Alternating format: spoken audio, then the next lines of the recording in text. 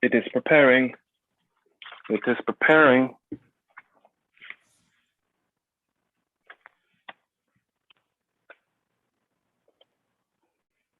All right, ladies and gentle squeezles, we are set? Question mark.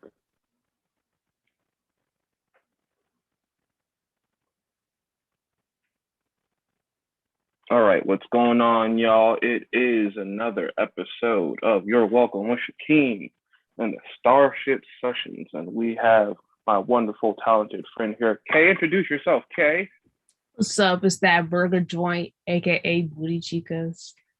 Ooh, ow. We out It's that here. we are really out here, or depending where you are and how bad the COVID is affecting you, we are in here, like they say about the swimwear. Yeah. All right. So yep. A lot has been going on in the past couple of weeks in terms of movies and shows, mainly in the Marvel Disney side of things and stuff like that. And excuse me, trying to light the incense and stuff like that. What's sent to this today? Egyptian mug, brought to you by Weed Funk, and how you don't want that in your room. So like since I No. just showed Kay, that Spider-Man No Way Home trailer just came out, and Yeah. man, listen, I need minutes after seeing that. Like seeing that just was like, boy, I was like, because everyone's been like, out of all the Marvel Sony films, like we've been waiting for like the next Spider-Man film, especially when it was teased last year. Yeah. I Like, mean, I like hear everything you're saying. I just feel like I should let you know I'm not a movie person at all. of I course, haven't seen a movie since like 2015. you know what? That's totally understandable. I was like that with music until like 2010. Wow. Yeah, I can't blame you. I Like, cannot. there was a time where I just didn't listen to new music, now just into books and movies. I will say I guess I ain't never been too big on movies, but I will sometimes dip back into gaming and Right, not be as much into music. I will do that. But I'm always playing right. music. Definitely, I feel you on that one. I definitely feel you on that. But I will say that trailer did look good though. That looked like it was that's gearing up to be a good movie. Listen, that black and gold suit has more drip than a runny nose. Black and gold suit. Let me Yes, look this up. that's a fact. His black and gold suit. Spider-Man suit. Yep. And I love gold.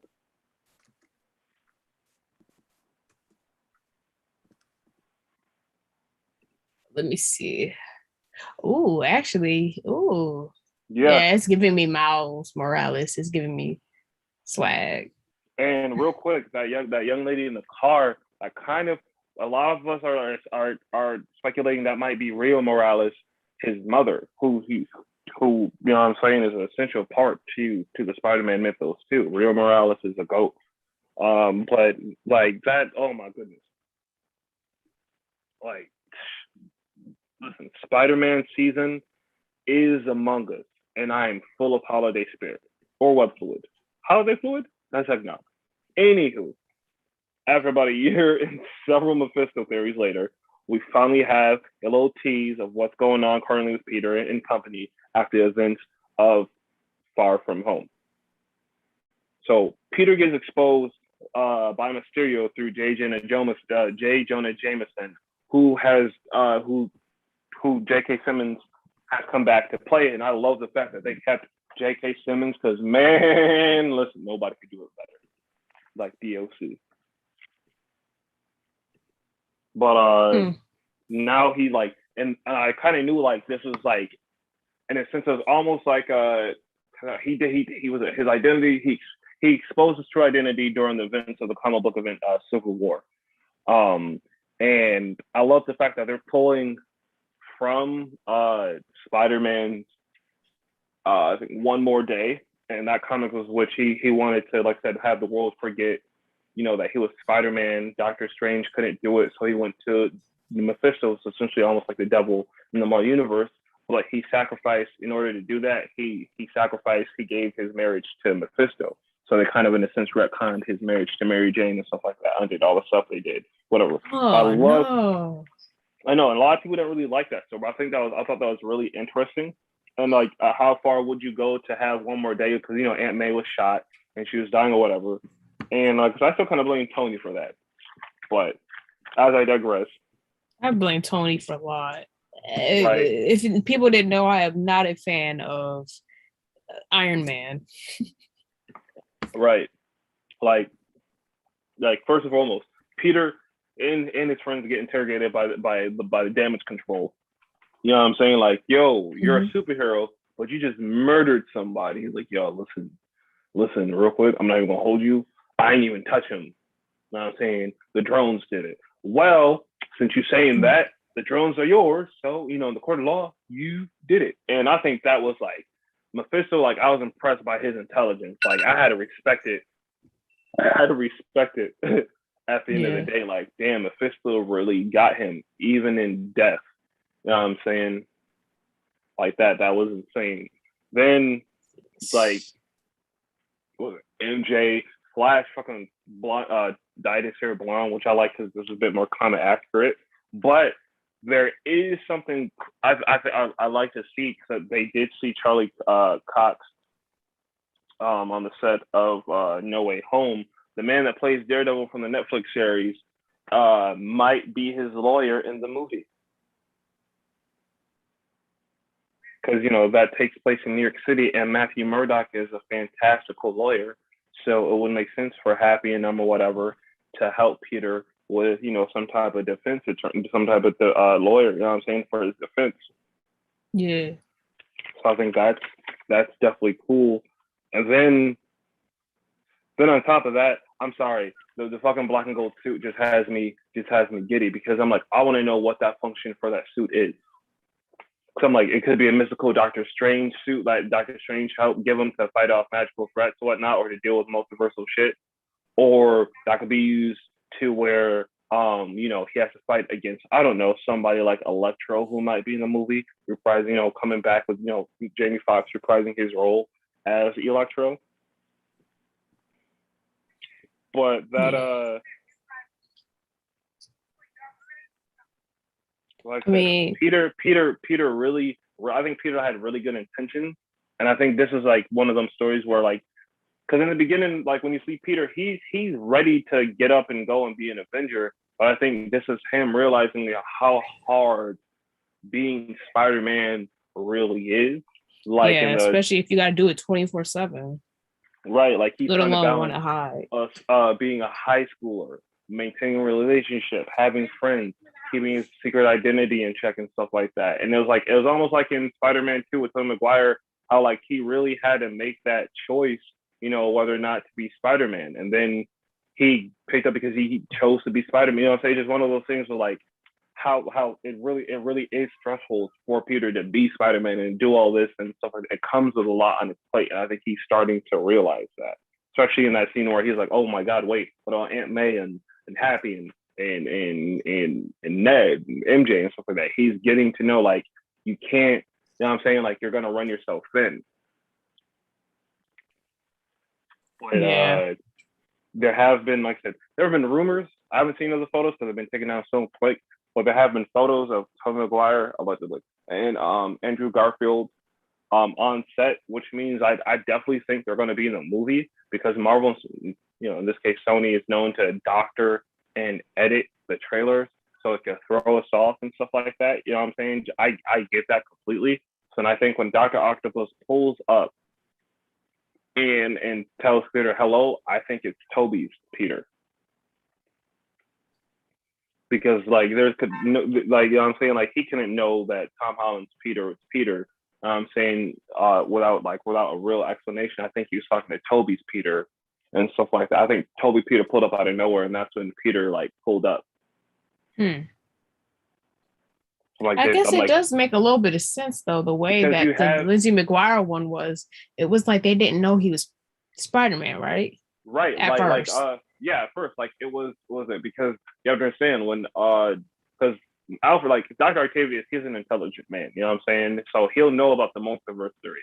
So in his sense, if he sees a spider person in another universe or another timeline, he can pretty much say, oh, that's Peter Parker, because in most cases, Peter Parker is Spider-Man, you know what I'm saying, in most universes and stuff like that. But I think he was talking to definitely to Tobey's Spider-Man. And the fact that the 3 rings during that spell that Doctor Strange fucking he did, like those are, I think those are the 3 different universes of the Spider-Man, of the, you know what I'm saying, of Tom Holland Spider-Man, Andrew Spider-Man, and Tobey Spider-Man. And the fact that they kind of merged together and were shaking stuff like that, kind of merged, you know what I'm saying, the worlds and the heroes and stuff like that together. You know what I'm saying? So, and with the title, we don't know if, like, you know what I'm saying, like the villains don't have a way home, or Peter is going to be stuck to the multiverse.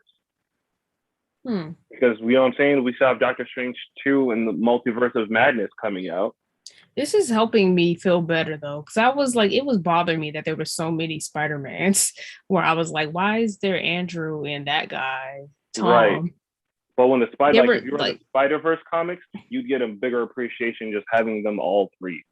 Like, granted, so many people play Batman, Spider, and all these other heroes and stuff like that. But when it comes to Spider-Man, I can literally say Tobey played a great Peter. Fucking Andrew played a great Spider-Man, and Tom Holland is the perfect blend of both. I agree. Like Spider-Man 2 was more about Peter Parker than it was about Spider-Man. And Andrew Garfield really he really did his thing as Spider-Man, like down to the quips and stuff like that. That Gwen Stacy storyline was still fire to me. And then you have Tom Holland, who literally is prime teenage Parker. He feels like Peter Parker, right? And Spider-Man, like exactly. Like, yo, he's literally like, he be like, even when he suits up for the first time in Homecoming, yeah, he wears Spider-Man on or in the uniform or whatever it is. He's that character, right? So it's just one of those things where, like, all these guys gave something great to the franchise, you know. So it just, I'm excited because I'm like, one, the interaction between all 3 Peters is always going to be hilarious because they're all Peters. They're all goofy, quirky, nerdy guys at the end of the day. So imagine them geeking out with each other about the multiverse. Remember, they're all nerds. They're all essentially they're all genius level intellects. Remember, Peter Parker is one of the smartest people in the MCU. So I think that's going to be like fucking insane in and of itself. Like I said, I love to see Doctor Strange. A lot of people say Doctor Strange is actually not himself, but I think my personal thing is he's just, like I said, they're just rewriting his character differently, like they did with Thor and Ragnarok after the first 2 Thor movies.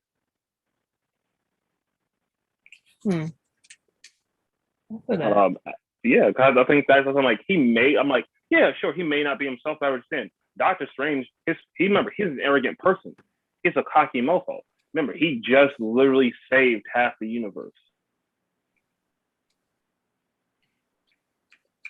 And I'm saying, so I'm like, I can see how he's gonna feel a little cocky. I can, you know what I'm saying? I can understand why he was so willing to do it, because he believes that he can actually do it. And one, he's helping out a constituent. He's not seeing him as a random. He's as a constituent. You can call him like that.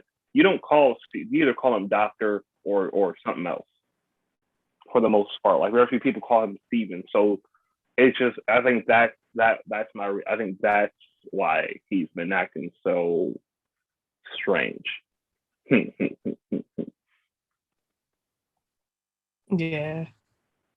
Okay, then you have like, I think that's why, like, I think that's what's interesting. They're trying to rewrite his character, but on the off chance he is being manipulated, I think Wanda could be manipulating him, or Mephisto.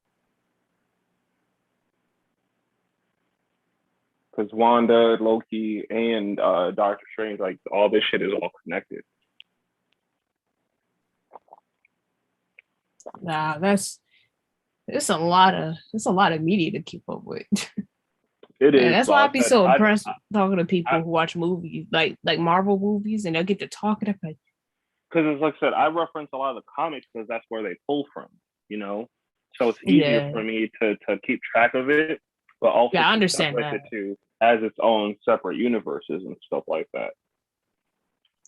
Like even for me, like it gets a bit wishy-washy because sometimes you'll forget certain details and stuff like that. Which shout out to the other YouTubers, Emergency Awesome, Canadian Lad, the fellows and ladies that knew Rockstar, and Pagey and stuff like that, because these guys break down stuff and catch stuff that we might have missed, or slow it down and break it down and just have fun with their theories and stuff.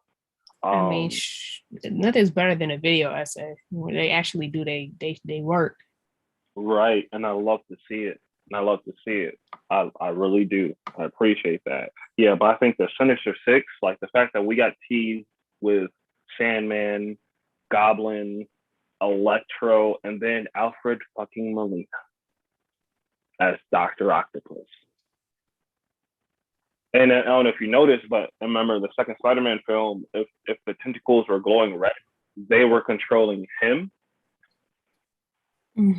But if he was white, he was in control. But when he pulled up on the bridge, them tentacles was glowing red.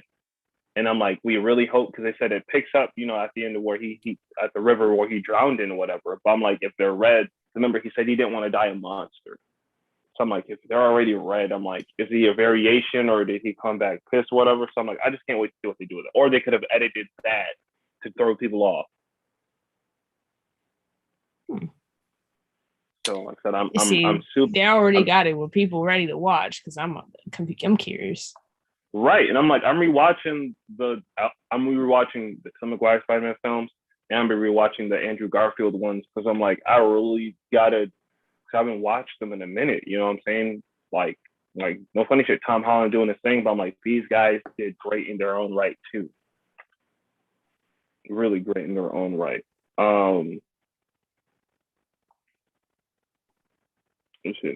I really think Peter might spend his time going through universes like that, because I think, like I said, it's a bit mix of he's like trying to find his way back home, and there might be a chance where like he still may be stuck in a universe by it. It's just the title's No Way Home. I'm just throwing out theories because I'm getting excited and stuff like that.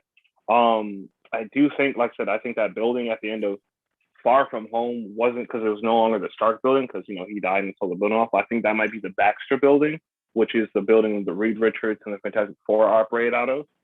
And I think that'd be like a close, that'd be like a really clever Easter egg and like nod to they're showing up into the MCU soon, because the director of this movie, John Watts, will be directing the Fantastic Four movie that Marvel's going to be doing. But there's a scene and there's this parts in the trailer where Doctor Strange is chasing Peter, and Peter is literally making Doctor Strange work for something. And then at that moment where Doctor Strange knocks his astral form out his body, admonishing him for trying to live two separate lives, he's taken a box from him, which is a ghost box, essentially a way to transport, to another through the multiverse and stuff like that. But I think that's also where he's housing the villains that were running rampant, throughout the multiverse that he captured. So I thought that was like really dope. Like, oh shit, Peter took something that he shouldn't have.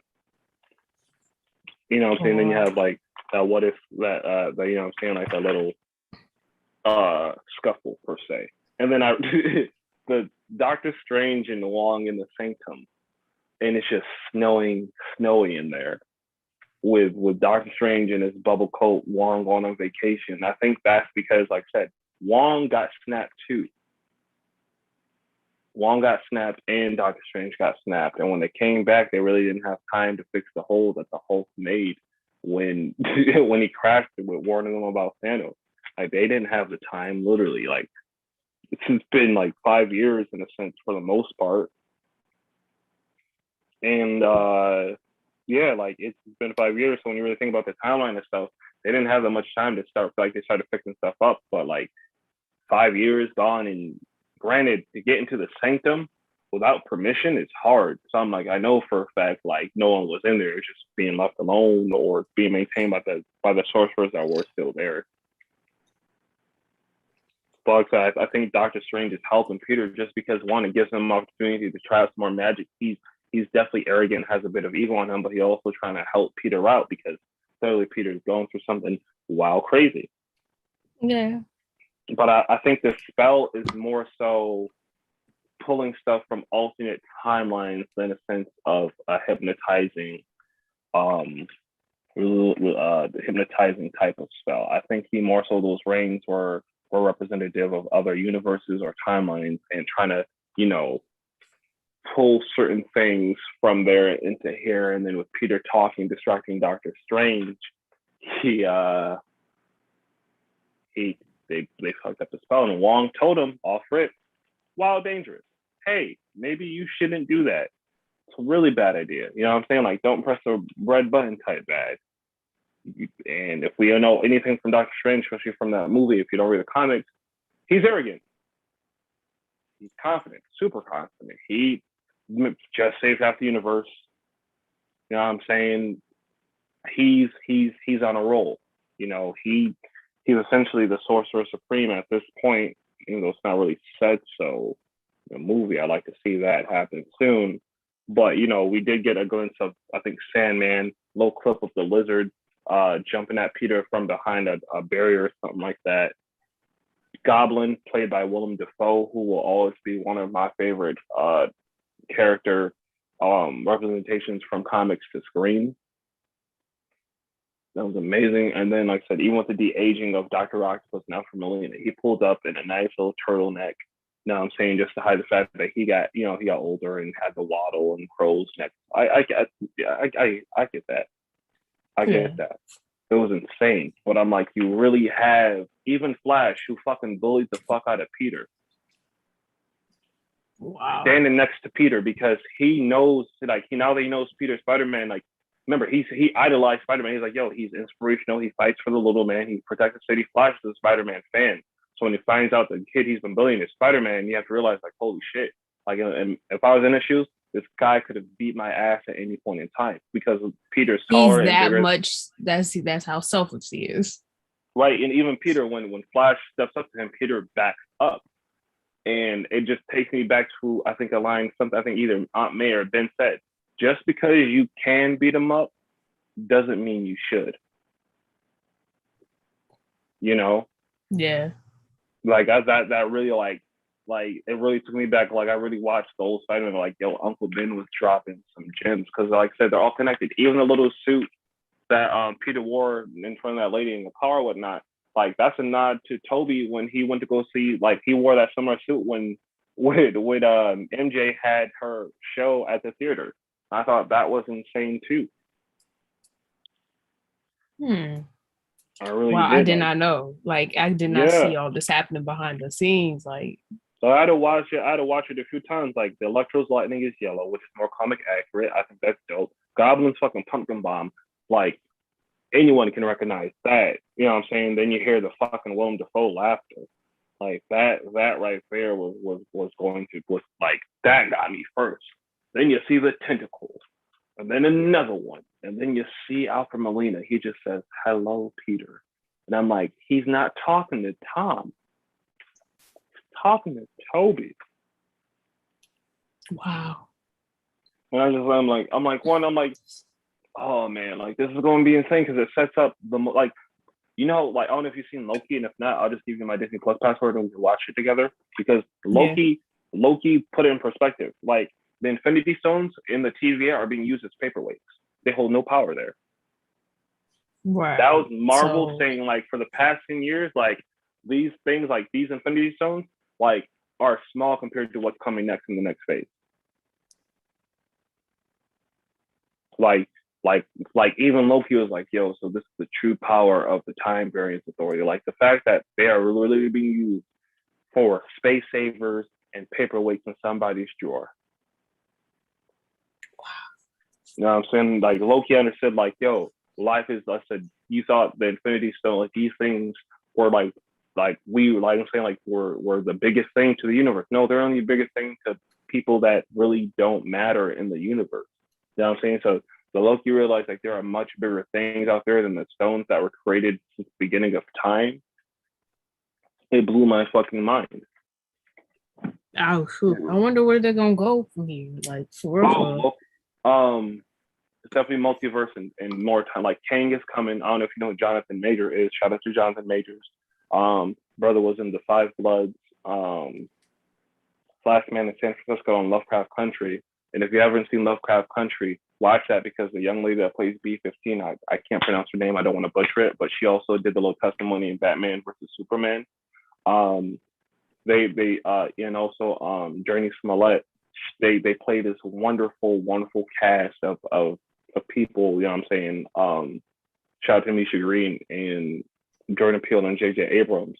They created this beautiful show based on the novel about people in 1950, essentially Atticus and stuff like that, his family in Jim Crow America, dealing with magic and all this stuff on top of racism in Jim Crow America. He's a Vietnam vet and everything like that. But is it more so, in effect, it was a play on more of a fuck you to H.P. Lovecraft because he was an avid racist and Nazi sympathizer, but also giving a chance for people of color to be in genres where we weren't represented in at that time, like sci-fi, fiction, action, adventure, horror, and stuff like that. It's just one of those things where you got to see us in the forefront of genres where we weren't represented, you know what I'm saying, for the most part for years. So I thought that was pretty cool. But he'll actually be playing Kang the Conqueror, who's a huge Avengers villain in the comics. And the crazy thing about Kang, there's so many versions of him because he conquers time.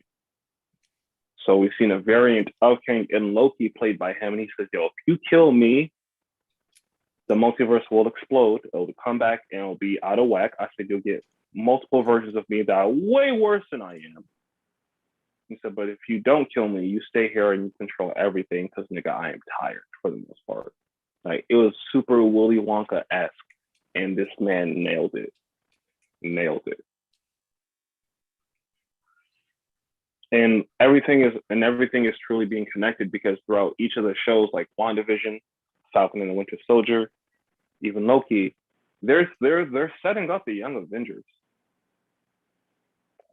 and the New Avengers. Remember, Marvel has all their rights back to all their characters. In Falcon and Winter Soldier, you've seen Eli Bradley, who is Patriot, one of the founding members of the Young Avengers. WandaVision, you've seen her son, Billy and Tommy, also known as Wiccan and Speed. Kate Bishop will be in Hawkeye. The Hawkeye series in November. Kid Loki was literally in Loki. Oh, this is gonna get interesting. Yeah, and I'm like, all right. So I'm like, this is gonna lead up to the New Avengers storyline. I said, remember, the X-Men are coming. Mutants are going to be coming into the MCU again. Well, into the MCU period. So we'll be seeing mutants and stuff like that too, on top of vampires and other supernatural heroes and stuff like that. Like Werewolf at Night is coming out. So Morbius, basically, regular people get murked left and right. Bro, mind you, remember, most of these heroes are based out in New York City. Daredevil, Blade, Spider-Man, Iron Man, the Fantastic Four. Heroes for hire. You know what I'm saying? I'm gonna go live in North Dakota. Y'all have fun. All right, yeah, but all right, you got somebody that's on the run in an RV. I'm pretty sure they were a former superhero. Because I love the fact that in damn near every universe, Spider-Man is quippy. Like in even like I think because and on top of that, I'm so excited. The Spider-Man Into the Spider-Verse sequel is coming out next year too. And that movie, like that was one of the best animated movies and Spider-Man movies I've seen ever. And it won an Oscar.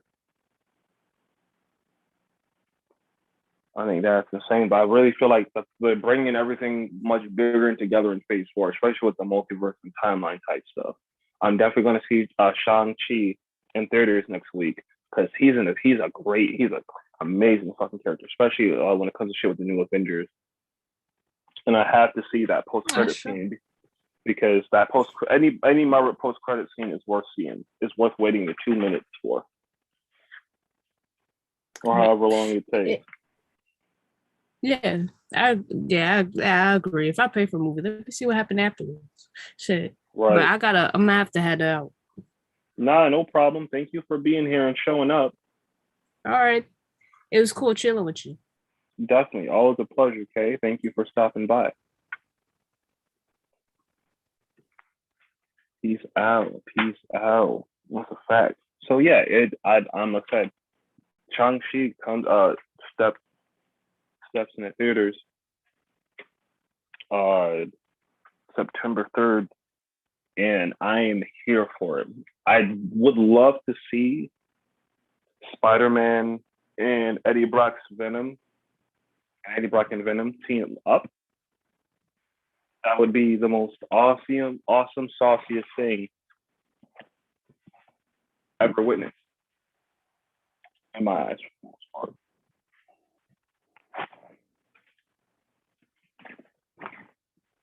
Like I said, it's Far From Home. Not even the trailer. Like the movie itself is going to be. Oh boy, this is going to be great. Marvel's What If. Marvel's What If. Boy, they really do it to you. They really do.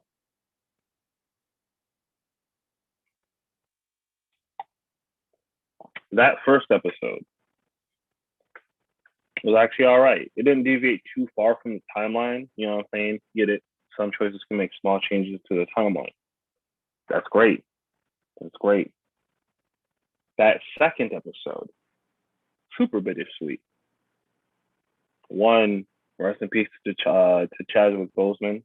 I'm saying a year ago today, we lost you unexpectedly, a true treasure in the world, and someone who will forever be loved and cherished. And said, blessings to you and your family, mate. Blessings, man. But his version of Star Lord, like that really tripped me out. I'm like, yo, because of his personality, he still managed to be like a good person. Like,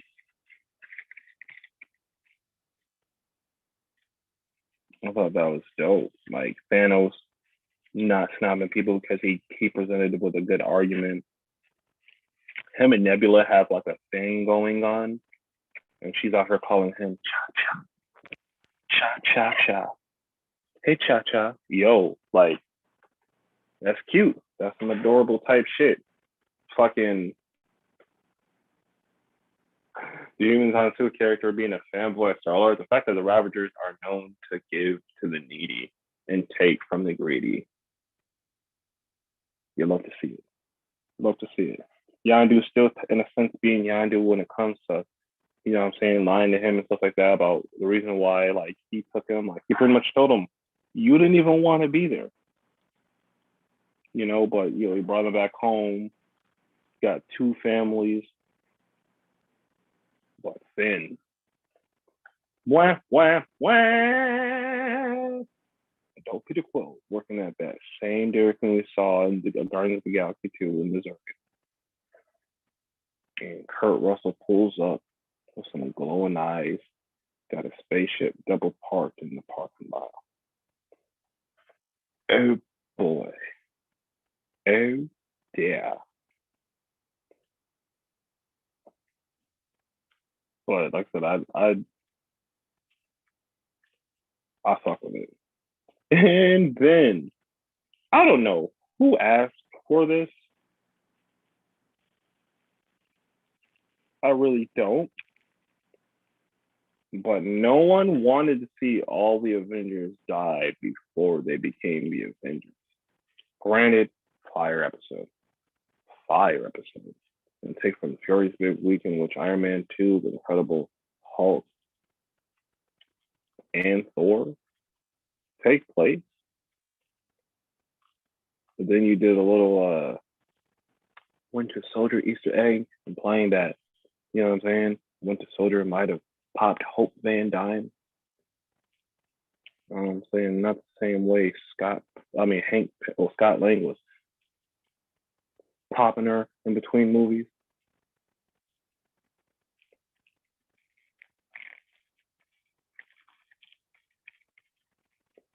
That shit is crazy. Hank Pym in his yellow jacket suit took me back to a time where he beat the shit out of his wife in that suit. He was a whole hurt man.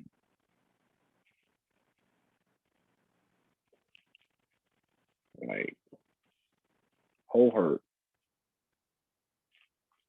And then Loki came down. You would have thought he was Thor the way he brought the hammer down. Real quick, y'all killed my brother. I want your planet. Whoa. Then ended up taking the Earth.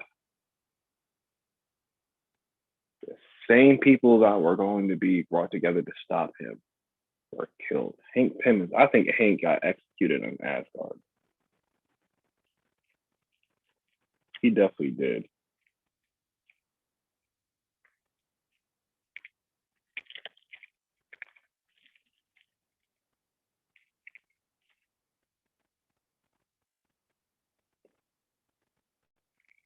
And he brought the forces of the he didn't even bring Thanos' forces.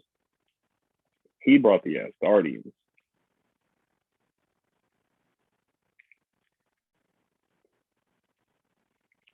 The Asgardians. Not the Chitauri.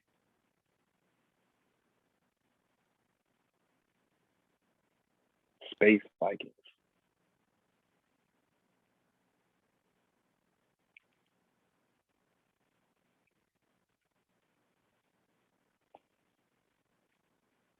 Space Vikings.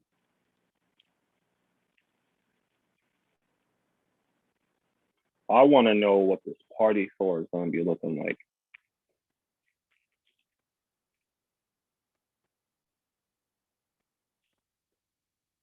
So I'm like, isn't Thor always party Thor? He's down to clown.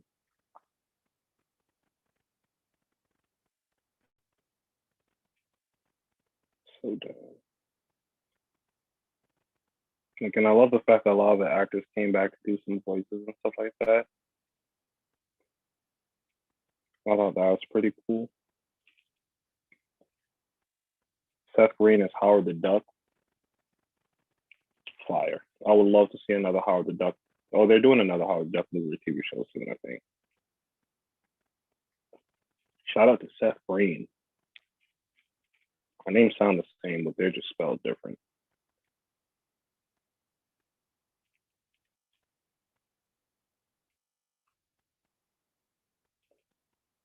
That's a fact. And then on top of that, you have the Doctor Strange. No Way Home coming out. I mean, Doctor Strange, well, I'm bugging. Multiverse of Madness.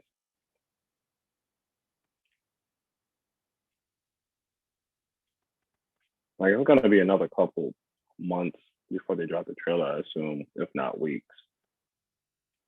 But I think it's been a dope fucking year for comic and TV shows and movies. Even though my favorite show hasn't had the best season, by far the doopiest. It's a certain CW show that usually comes on in the fall. Airs around 8 o'clock on Tuesdays. Contains a certain speedster. But hopefully they reconvene themselves in season 8. I'm just gonna chalk that up to rush writing and COVID. So it's another time for another video. But Titans season 3. Listen, when I found out that they were going to do a Red Hood storyline, I was going to wonder, how are they going to do it? How are they going to give this comic book fan chosen death? I'm going to put it on screen.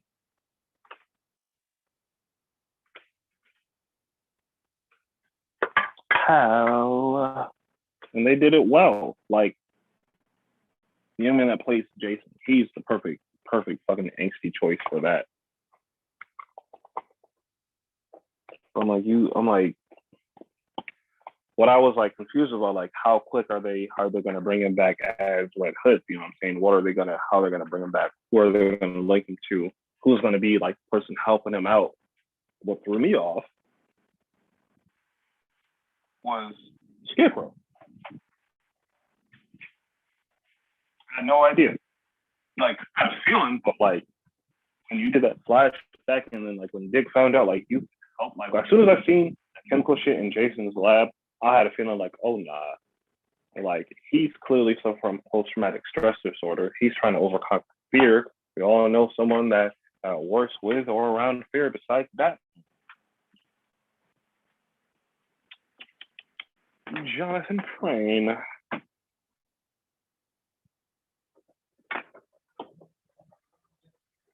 Jonathan Crane.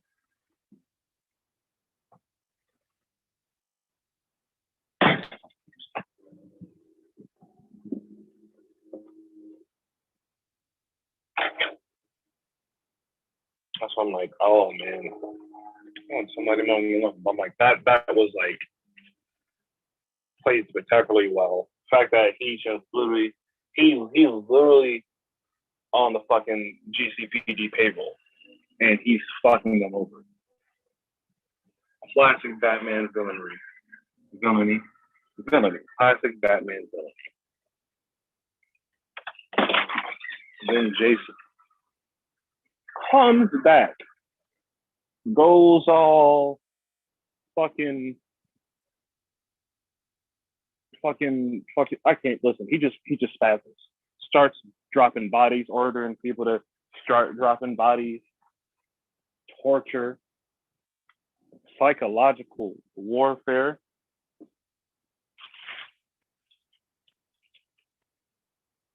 Like that right there. And what he made Dove do to Hawk. Mm-mm.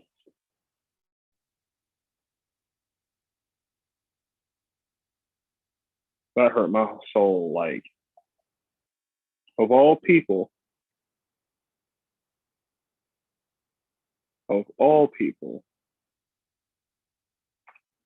not my man Hawk. I'm like, you already lost Donna. And he exploded. Like, he exploded. So he not coming back. Ain't no way, boy. Ain't no way. And Crypto, most solid dog you'll ever meet. Stayed there until the end. And Connor was really trying his best. And I love the fact that they really focus more on Connor's intelligence, not just his strength and his speed. Because he, Kryptonians are, are super fucking intelligent and intellectual beings. So I'm like, I thought that was great in how they're working his character. He's not just using his physicality or anything like that. So I'm just glad they're doing that. I want to see what Blackfire's gonna be up to. Like episode 4, I'm like, we found her being experimented on. And it's like, I know she's a villain, but damn. And the way they just walked out with her, like, no, she's our sole prisoner. You're a shitty prison guard, Mr. Scientist, white lab coat dude. Doodah butter. Straight doodah butter. But like I said, with Barbara Gordon being here this season as Commissioner Gordner, her getting in Bruce's ass about how he's essentially just fucking up kids' lives, how Dick got in his ass about, grieving and, not waiting for Jason to be dead a week before he was looking for another fucking sidekick. Like they really let people know, like, no, Bruce is the reason why a lot of this shit is going on. And I thought that was like a really great way to portray that through the words of Barbara Gordon, someone that chose to be Batgirl, but ended up suffering for it, and her father too. And that was just super powerful for me. So I'm excited for episode 5. I'm excited for No Way Home and what else, that HBO, Warner Brothers, DC, and Marvel and Disney and Sony have to bring. You guys are the shit. Thank you for showing up. Thank you for messing with me. I've been Shakeen.